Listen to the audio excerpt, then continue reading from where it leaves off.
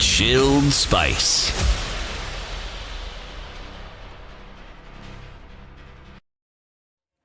Remember how we said Bagathi Way is your go-to way coming off of Langata Road? Well, not this morning because it's jam-packed. All that traffic feeding off of Langata Road today, coming in from different parts of the city. Bagathi Way then is not looking good. Pretty jam-packed all the way to the Ngong Road connection there at the City Mortuary roundabout. So Bagathi Way, if you can stay off it, do that. Langata Road also is packed. Uhuru Highway snaking along very slowly in and out of the city centre today. Lunga in industrial area connecting with Likoni Road as you spill over to the Likoni interchange on Mombasa Road.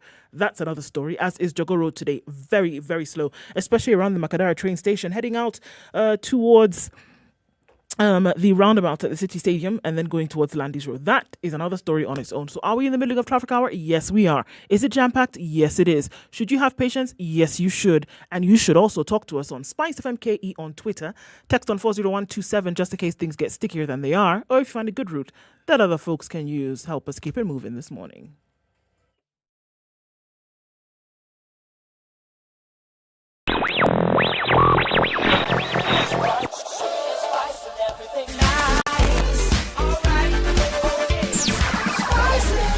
Spice up your life. Mature, intelligent talk every morning. Spice up yourself.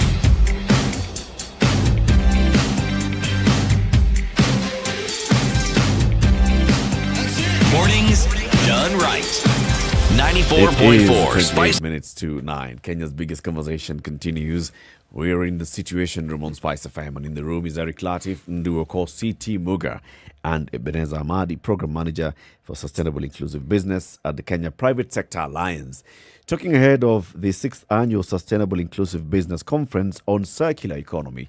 Circular Economy, like you've explained to us, Ahmadi, is where the producer ensures that they still take responsibility for what they've produced until after use, and to see that it's not thrown away, but it's put into either better use or it's recycled properly, or it's even disposed of properly. Yeah. So it's making sure that that cycle is complete. Yeah, that's why it's called the circular. That's the circular economy. So basically, if you look at the two the different approaches, so we have the linear economy. Yep.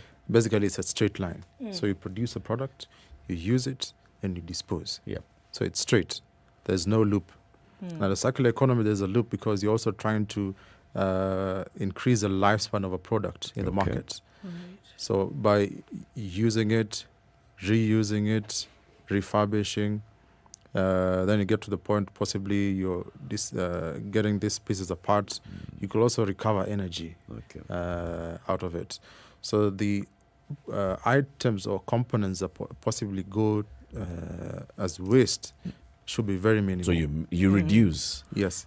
Aren't we mimicking, Ahmadi, a model that was previously the case? So are we essentially saying, let's go back to the way in which we used to do things almost pre-industrialization? So that could be circular economy, in that we are going back full circle, the way we used to do things before.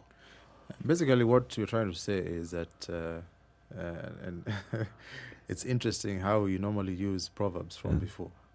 It's because you're trying to hold on to the wisdom of the wise men. You know, the French actually understood it very well. And they said that the more things change, the more things remain the same. Plus ça change, plus ça la même chose. Chose, yes. Right. So, I mean, what you say and what you envision can actually work, so long as those who partner with you in realizing this can see and understand how they will benefit from it.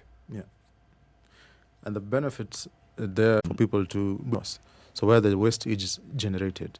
So if you're generating your waste from home, then possibly then we need to increase your understanding of the separation and why it's important. And then after you've separated it, where can you take some of those products and also actually redeem?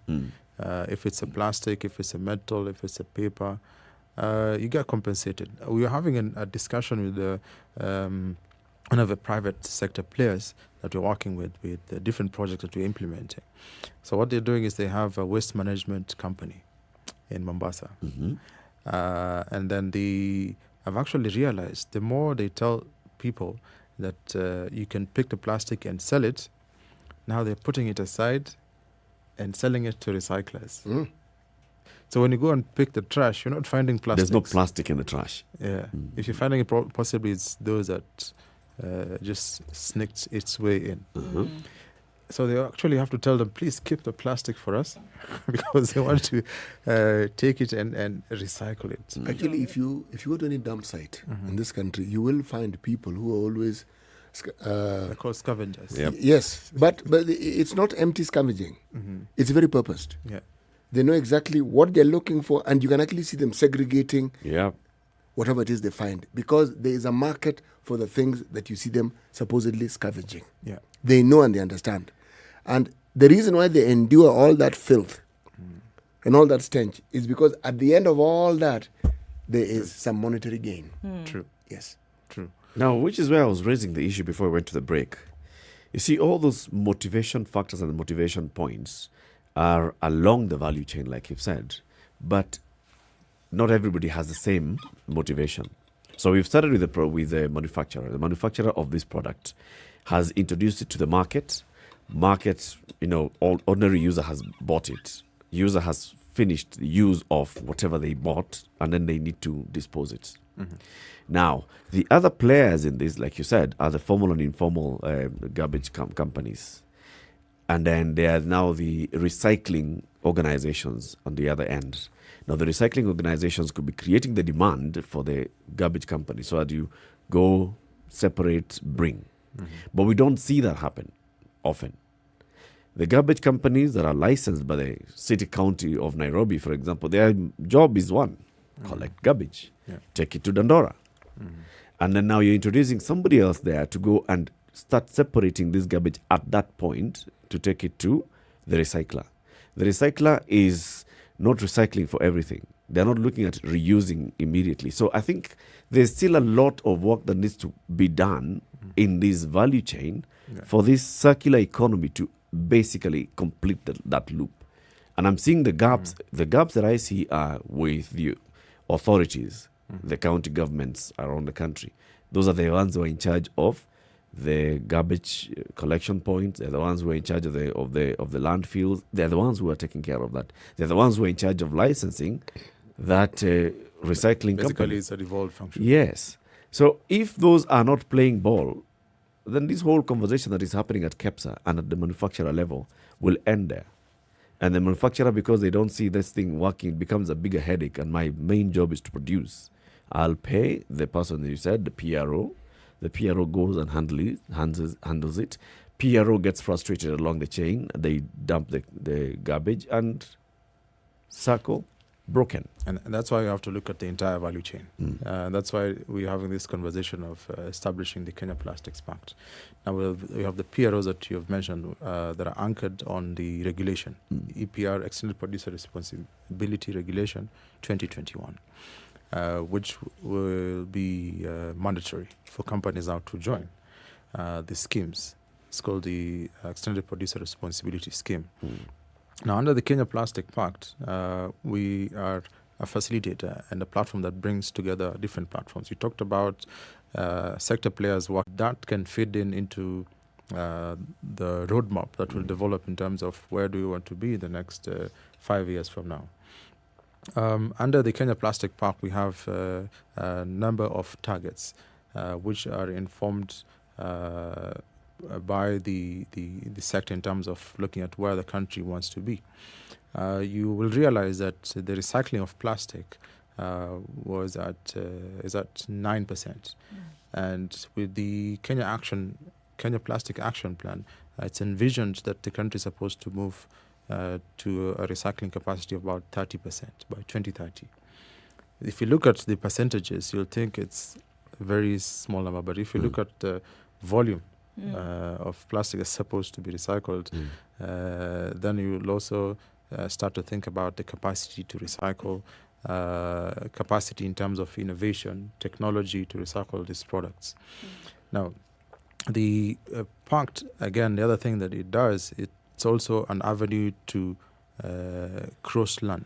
So peer learning, so companies learning from each other in terms of the new innovations that the peers are using in terms of the packaging itself, recycling, and also going forward, looking at the benchmarking with different countries, so at the global level. Benchmarking, Ebenezer, tell me, when you talk of recycling, if you look at the global market, those entities that are responsible for producing plastics, do we find that they're the same ones who are involved in recycling? Or is recycling a completely separate business from producing plastics? So other companies then are involved in the recycling and collection and recycling of plastics, but others then work with recyclers, because again, your main business is producing your good and selling it. So if you start diversifying and say you're going into recycling, that's basically possibly could be a subsidiary company, right?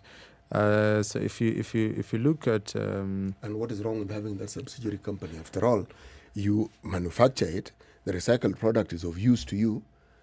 There's nothing wrong with that, and that's why the extended producer responsibility provides for that. So you can have an individual company have its own mechanism to recycle its own product. That's one option. The other option is to collectively form a PRO, and then the PRO then collects those products and ensure that it's recycled. You know what I'm thinking of? I'm thinking of East African Breweries Limited. We all know they produce alcohol, okay? But at some point they figured out, you know something, we bottle these things. Why don't we just manufacture the bottles ourselves? Makes perfect sense. It's not as though they weren't other people who manufactured bottles. They were. And then, if you look at the market segmentation, there's the understanding. And there's one particular organization that I think understood this thing better than most. I'm not advertising for them. It's just a fact. They're called Coca-Cola. You know why I'm saying this? They understood the concept of a beverage. Not necessarily a soft drink, just beverage. So, competition for them doesn't have to be something that is a sweet beverage. So long as it's a beverage, if it's water, if it's a juice, it's competition. So you'll find that they diversified their products to accommodate this particular understanding. Now, when it comes to manufacturers of plastic, thinking of that same logic, would it not make sense, a lot more sense, if they wanted to benefit from this? Because they're clearly saying there's benefit in it. But if their participation is predominantly in producing and not in the recycling, or they leave that to other people, then I personally do not feel that their commitment to this recycling, I consider it to be more verbal than it is actually real. Actually, when you mention about Coke is one of our members of the Kenya Plastic Pact. So what you say is true in terms of each company could have its own initiative, and there are companies have had that initiative because you have Petco as a company that has been dealing with doing the voluntary phase. Petco is also one of our members to collect PET bottles, right? There are different kind of plastics. So the PETs. So that's what they deal with, and they have a number of companies that then have joined hands to be able to work together. So it's a matter of synergy and removing the element of duplication of efforts. Because if we were all producers and we are going to collect items from... So you can come and start, recycling our own. Are we going to the trash can and only finding my product called Amadi? Right. So when I say CT, Eric, no. It Amadi, becomes yes. easier, for example, for a soda company, because you consume, you give the bottle back, and so it's easier for them to collect as well. It's not going to the trash can. It's not like Heineken, for instance, that's selling internationally and then it has to end up elsewhere. The question I want to ask is, who are we talking about when you say that you have the responsibility? If you are a cooking oil company, manufacturing company, you put this in plastic containers. You don't produce the plastic. You buy the plastic from somebody else who produces the plastic, but the product that goes out to the market is branded under you. So whose responsibility is it? Is it the cooking oil manufacturer, or is it the one who sold the plastic to the cooking oil manufacturer? It's a good question. And this is answered in the EPR regulation. So when you look at the definition of a producer, so the definition of a producer is not just the person who produces the container. It's actually also the person who introduces this product once they have packaged it into their commodity. I mean, if you talk about marketing, then a product could be in different terms. A service is also a product, right? Yeah. So once you have been able to package your product, then you're also considered A producer. because you're introducing The one who's bringing this you're introducing it to complete the thing market. to the market. Okay. Yes. So that's how it answers that question, because then even supermarkets nowadays have begun to package, let's say, sugar. You'll see water, Yeah. and they brand it with their name. So would you say that person is not a producer? They are, because they're doing the similar thing. A separate company will be doing and bringing this product to the market to sell. So that's why the definition had to be included in the regulation. Where do communities, individuals, the very basic social unit, where do they fall in all of this, playing a role? Because likely the consumers are not just, the people who, or rather the organizations that are in these pacts. They are the consumers of the product from which you want to get this material that will then be, number one, recyclable, collectible, that falls then in this spectrum. How do they play a role? How do we play a role in all of this? We play a big role because we're the people who consume the products and then throw away the packaging, either out the window or put it somewhere. And we were doing a study in different countries, Zambia, Zimbabwe, Malawi, and also in Kenya. And we noticed that there are people who are keen to separate waste at source. But the question they ask themselves, once I separate, the person who comes to pick it puts it again in the same bin. Yes. Yeah, they mix it. So they're wondering, I mean, what is it? What is my contribution after I've separated? So you have to ensure that in awareness creation, you look at the entire value chain. So the person who is generating the waste, the person who is picking it, and then the person who is coming to collect, so that you're able to. It's more or less like a ripple effect. So you're creating an impact along the value chain. So we play a major role, and it's very important for awareness creation to the public. Right. And that's why, as KEPSA, we have been working closely with the Ministry of Environment and Forestry to be able to increase awareness on what the regulation talks about. That's a sensitization. And you'll realize just before COVID hit, they wanted to go around the country and actually have the focal group discussions in every county. But it was a bit difficult again when COVID hit. Right. So they turned it into virtual. But at least now they're trying to How's do a that mix. working, the virtual communication around the counties? It's sometimes it's a bit tricky, to be honest. And who are the people you wanted in these groups, on these focus group discussions? The common mwananchi. I mean, when I say common, let me see what I mean. Person who throws away trash. The one Person who uses away, trash. Uses trash. Okay, then how do you decide? Is it a community leader? Is it a community voice? Is it somebody who's an influencer? How do you... What I'm asking is, was it a random sampling of people within the community, or are you targeting specific... Or are you going to mix all these people? Meaning one meeting for elders, one meeting for youth leaders? It's generally supposed to be together, because if you look at... when you conduct a stakeholder analysis, you'll group them, right? And in Kenya, then you'll realize that your elected leader, they normally say, is supposed to represent your views, right? So they also have a role to play in terms of having this discussion with you and breaking down the regulation to you, listening to you, and then representing your views. They don't usually do a very good job of that. Unfortunately, the reality... So we're talking about the ideal situation. That isn't ideal. That's how it's supposed to be. That's how it's supposed to be. If you really want to understand what people think, the idea that you had originally is what really works, because you will actually get to hear. Like a baraza, like Yes. a Yes, public absolutely. baraza. Yes, because you're talking about people who use plastics. Yeah. If you go to rural areas, people don't throw plastics. Yes. They actually use them. They bottle, reuse. they do. Yes, they do. Yeah. They keep it, they reuse it. You're actually right, because when we conducted a study, we found the difference between the high income areas and the low income areas. So in the low income areas, some of the items you don't find them in trash, because we were taking the bags. So we give them to community and tell them, fill it with your trash. And then we collect it after a week. And then we try, and it's called a characterization of waste. So looking at what are the components in this waste. So in some areas, you don't find some things. So you'll think, these people don't use more of these things. But the reason could be that they have seen that there is value in selling these products. Yeah. So they don't throw it away, as you said.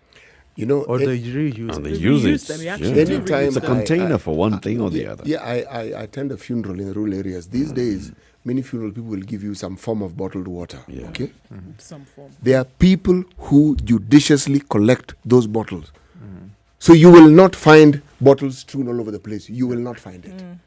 And I always ask, so what do you use it for? And they'll give you a list of things that they use the bottles for. You know, one of the Including- things that they can do is Selling it. could be selling it. And the other thing is, when you're going to refill your cooking oil, Yes. you need a container, because nowadays there are people who have a dispenser for the cooking oil, Yes. or it could be milk, or it could be water. Yep. So they actually reuse these products by going and refilling it. It's actually a good model, because then it teaches us to not just use the containers and throw it. Even when it cracks, I found there are people who will seal it for you. They know it's plastic. They'll find some way of sealing that small crack. Yes. Using plastic. Yes, that thing is leave alone. utilized to the nth. Leave alone plastic. Have you ever seen a sufuria that has been fixed? Yes, Yes. I have. And it doesn't leak. No, it doesn't. It cooks ugali really well. And there are people who know how to use this to come and actually mend and go round. Yes. Ebenezer, thank you very much for joining us today. So the Kenya Plastics Pact will be launched today at a live event that will be on KTN News.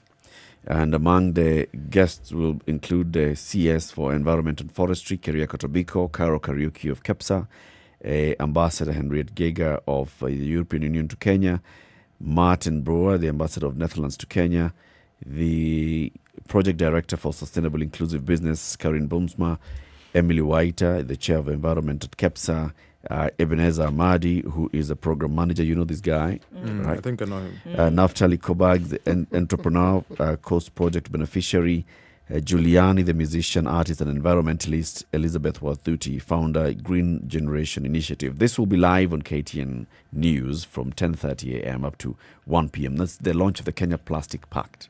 Yes. Kenya Plastics Pact. Pact. And it's this during our annual conference, which we are talking about is the 6th that we will be running.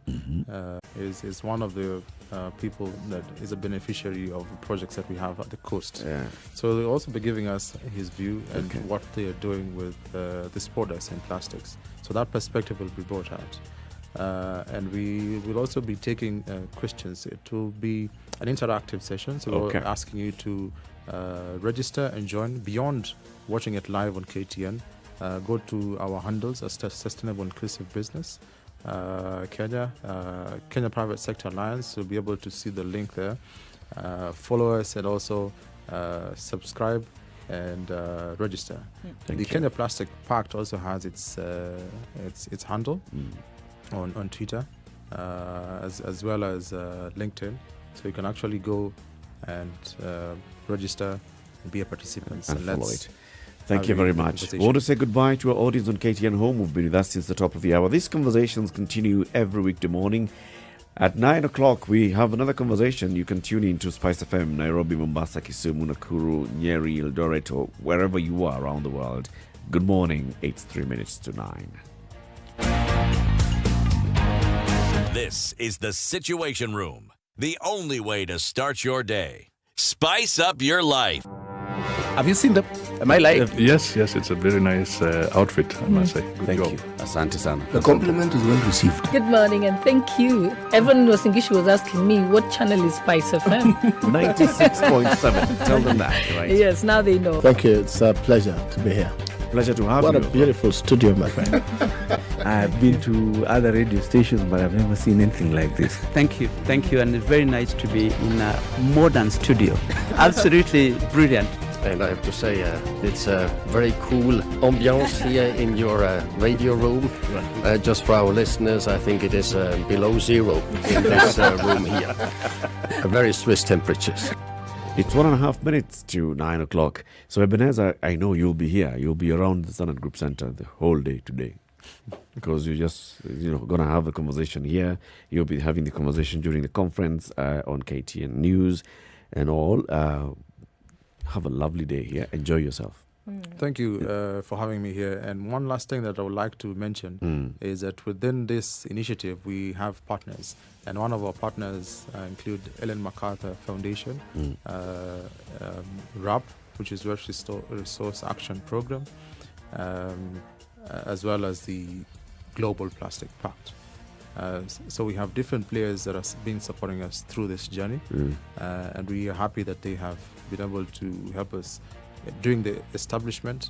Now we'll go into the phase where our members will be able to ensure that we are sustainable beyond this implementation phase. Fantastic. All the best. Come back again. Once this has been launched, come back and let's track the progress of the implementation. And make sure the next time I come, you come with your music. The equipment is here. We'll fire it up for you. A very good morning to you. This is Kenya's biggest conversation. It's now 9 a.m.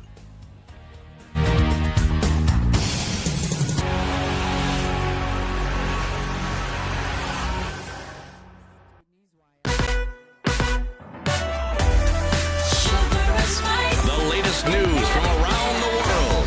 94.4 Spice FM.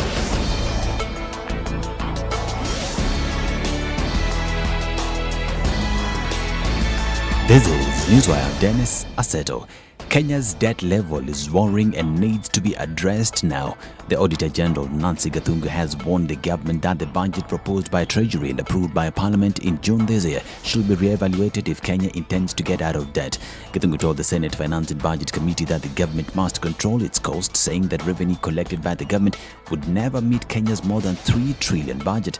Kenya's debt is at 84% of the 9 trillion shillings, which is the maximum ceiling after the bill was approved by Parliament 2 years ago. As the country continues to put in place strategies that will see a fight against COVID-19 enhanced, Kenya has received 252,000 doses of the Johnson & Johnson vaccine through the COVAX program. COVID-19 Vaccination Task Force Chairperson Dr. Willis Ahwale said while the government has a target of vaccinating 10 million people by December next year, it is sad that only a few Kenyans show up to be vaccinated. He said Bungoma, Kakamega and Homa Bay counties continue to record low numbers. Eligible population of 600,000, only 10,000 are fully vaccinated. This should be concerning to all of us as Kenyans because we are just going through the end of the 4th wave, and as we've seen, the first wave led to a higher 2nd wave, led to a higher 3rd wave, and now we can get a higher 5th wave. This is the time to get people vaccinated. Vaccination is for prevention. It is the time that we should really get out there and get Kenyans vaccinated if we have to mitigate the negative impact of the coming wave. On the argument that there are some vaccines that are stronger than the others, this is what Ahwale said. Let me dispel this myth about a vaccine being superior to another. We are also getting reports that are a bit concerning that people are preferring and saying, I'll wait until I receive a particular vaccine. That is not the way to help this country. We have severally said and repeated that the vaccines that are WHO approved, they have the same efficacy. They will prevent severe disease. We don't have the luxury of trying to choose vaccines now. Please, we want to pass the message to Kenyans. All these vaccines are equal. It is not a time to choose. The fight against malaria got a shot in the arm after a new malaria vaccine for children was approved by the World Health Organization. WHO Director General Tedros Ghebreyesus said the vaccine had been started in Africa and that its availability is one of the biggest steps in tackling malaria-related disasters. This vaccine can be delivered through child health clinics by ministries of health and readily reach children at high coverage levels. Community demand for the vaccine is strong. It has broad reach to children, including the most vulnerable who may not use a bed net, thereby expanding access to preventive measures to children at risk. It is safe. It significantly reduces life-threatening severe malaria, and we estimate it to be highly cost-effective. This is a powerful new tool. He states that the vaccine will be used in conjunction with other anti-malarial measures and that it is safe and has no side effects. This recommendation is based on results from an ongoing pilot program in Ghana, Kenya, and Malawi that has reached more than 800,000 children since 2019. This long-awaited malaria vaccine is a breakthrough for science, child health, and malaria control. Using this vaccine in addition to existing tools to prevent malaria could save tens of thousands of young lives each year. We have made incredible progress in the fight against malaria in the past 2 decades. Now, about 800,000 children in Africa were vaccinated in 3 phases of the study in Kenya, Malawi, and Ghana. Health experts recommend that the vaccine be used 4 times 1 month after the first vaccination, stating that the importance of the 4th vaccine is under further investigation. It has now been shown to be harmless, but researchers say that the vaccine causes the baby to have a high temperature, similar to other types of vaccines. Now, Mombasa County continues to record the increase in children, especially girls, living on the streets and engaging in sex trade. A study by the Children's Department shows that many girls were involved in the business at a time when schools were closed following COVID-19 pandemic. In a statement, the department's coordinator, Philip Nzege, said the situation had put many girls in the county at risk of contracting sexually transmitted diseases. He said there's need for the county government to put in place a policy of evicting street families as they lead to an increase in sex trade, especially for children. Now, a meeting between Oka principals and Mount Kenya leaders through the Mount Kenya Forum is expected to take place today. Oka leaders Musalia Mudavadi, Kalonzo Musyoka, Gideon Moi, and Moses Wetangula are expected to use the opportunity to state their plan for Mount Kenya if they form the next government. We will be bringing you details of this meeting as the day progresses and also in our subsequent bulletins. This is Newswire. I'm Dennis Aseto.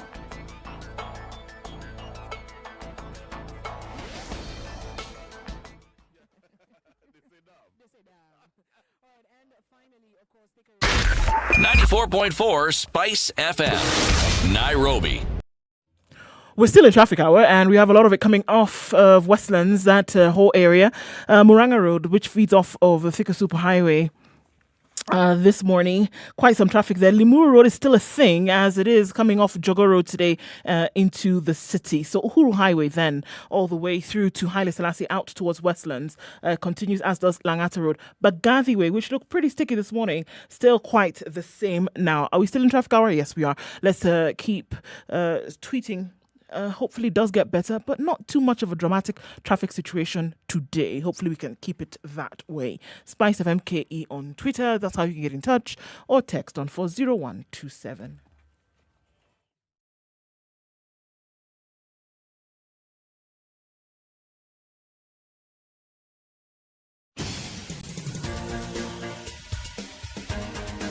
This is the Situation Room, the home of hard-hitting political commentary and penetrating insights about the state of the nation. This is a talk radio experience like no other. The Situation Room, a place for hard truths, debates, and elevated conversations. This is in the other column. Zia, Rehoboam. Okay, today's Proverb City. Before we give the Can a dog eat a bone? A hyena has been defeated to eat. Can a dog eat a bone? A hyena has been defeated to eat. Read it in Kiwestern. Eshikumba shikhaya ifisi mana imbwa yahanyala.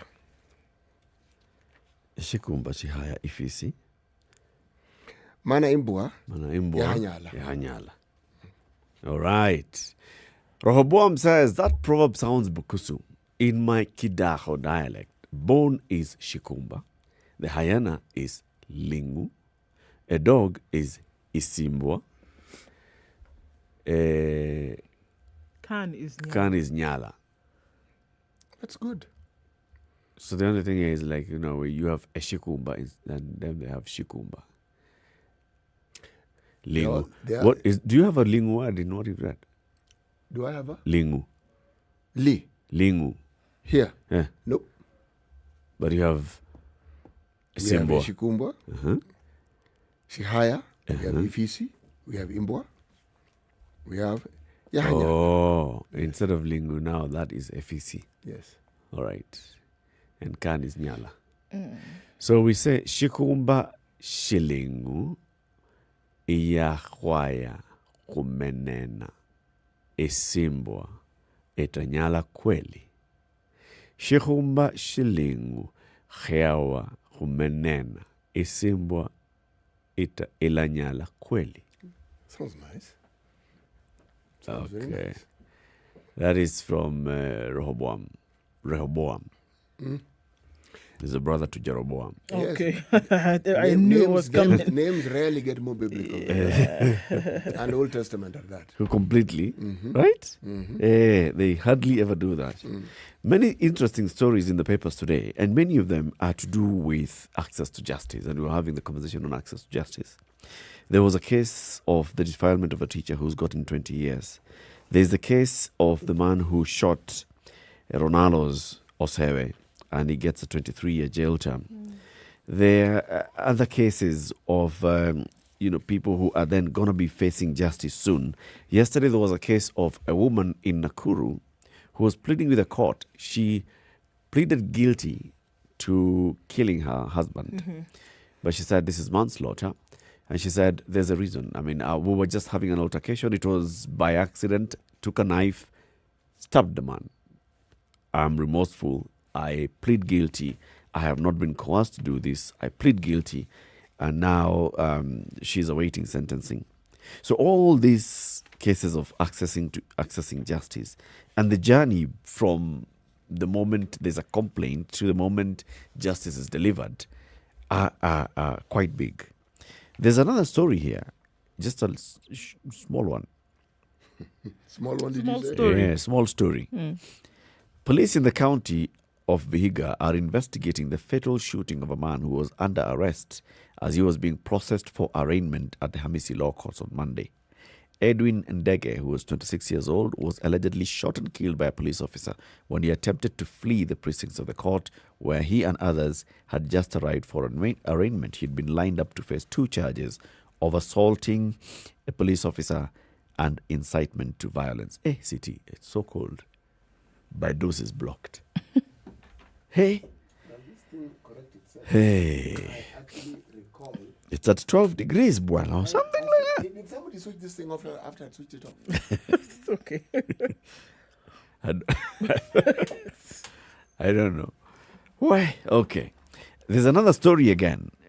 Cases of justice and a journey to justice. Authorities are looking into a case in which a grade 4 pupil who is 14 years old in Lamu is alleged to have been impregnated by a 16-year-old class 7 pupil in the same school. Matondoni area chief Ruhia Shea said the girl claimed that while on their way home in July, the boy threatened her with a panga and forced her into sex. She said the matter had been reported to the police. 16-year-old versus 14-year-old, but the 14-year-old says it's forced. So this is not even a case of the Romeo and Juliet. Judges, the judicial officers will have to deal with something like that. There's a case again in Nakuru of a man who's alleged to have killed his wife. Yeah. All these cases are many. And when Rose was telling us that Chief Justice Martha Koome is intent on bringing those community courts at the community level, you can basically see there is great demand for it. There is need. Great demand for it. Because you don't want, for example, this community in Lamu to be, boarding a matatu and they're taking long to go and access justice. You want this to be dealt with locally as fast as possible. Indeed. I mean, there's a lot that's happening, right, in terms of whether it's crime or whether there are civil matters that then need to be adjudicated. But it is also clear that the system is already clogged.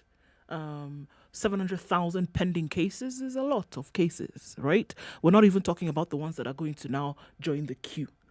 And at the same time, if you're in a place whereby, your nearest court or your nearest system then requires you to travel, you're probably going to put it on the back burner. You will not deal with it because you don't have the extra resources to travel. You don't have the time when you now must be focusing on the other things that need to be done. But it does point to the fact that there's a lot happening on a daily basis. I mean, how many can we count just this morning that have been reported on, that require justice, whether it's a murder here, whether it's a plea here, whether it is a case of sexual violence, civil matter here. This is just on one day in this little, arena. Of the many that are going on a daily basis, then what needs to happen? And so I actually do agree with, are we able to is it possible to take justice out of the courts into other areas where then they can be sorted out? Yeah. That's why I do like these the suggestion of community courts, the suggestion of small claims courts, which you've already seen has been enacted. Because the person who is owed 20,000 shillings and the person has refused to pay, kind of thing, and conversation has not yielded anything and things become ugly.